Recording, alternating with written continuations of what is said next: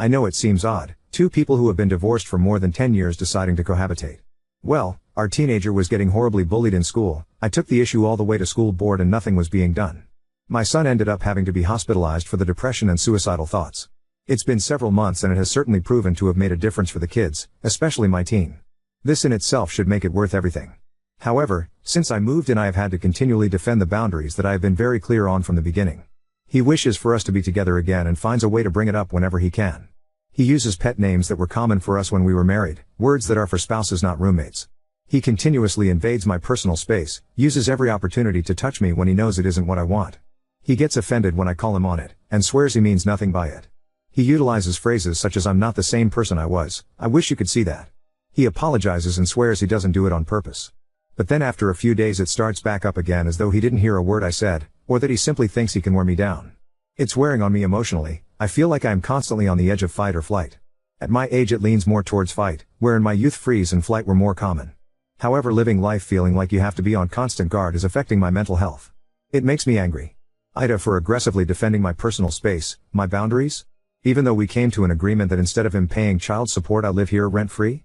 Or should I be grateful for our children's happiness and the reduced stress of being the sole responsible party and keep to keep the peace? My children's happiness is of the utmost importance to me, but I am so miserable. Edited to add, we have been divorced and living separately for 10 years.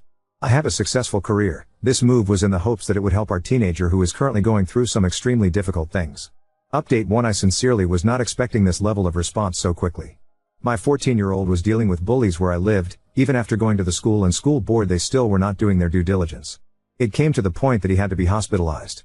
When he got out he asked if we could move to the area where his dad lives as it is in a different school district.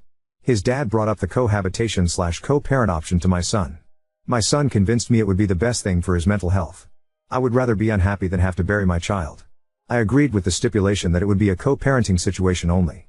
I made it clear that we were roommates only and there was absolutely no chance of reconciliation. We discussed rent and agreed that I would forego child support instead of paying rent. At every turn I have aggressively defended those boundaries and made it very clear. I appreciate all of the candid advice, and my plan has always been that as soon as my son's mental health is better I will begin looking for my own place nearby. I'm sorry if parts of my original post seemed unclear. The advances didn't start until after we all had been under the same roof for several weeks. I'm angry and frustrated, as well as viscerally terrified of losing my child to depression. Update 2: Okay, I'm going to try to answer a few of the questions that I've seen. The response to this post is kind of overwhelming considering I'm usually just a Reddit lurker. 1. A duplex isn't really an option because of where we live unless we were to build one. 2. This area is extremely rural so the quickest option would probably be a camper which I have already been shopping for. 3. The things he does and says are very subtle and never where the kids can see, which I now realize was probably his intention. So they are currently unaware of the conflict.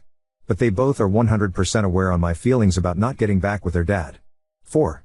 I have already installed a lock on my bedroom. 5. The kids and I are in therapy. He participates as well but I haven't seen those appointments be particularly helpful yet. 6. Should he ever resort to violence I would 100% fight fire with fire.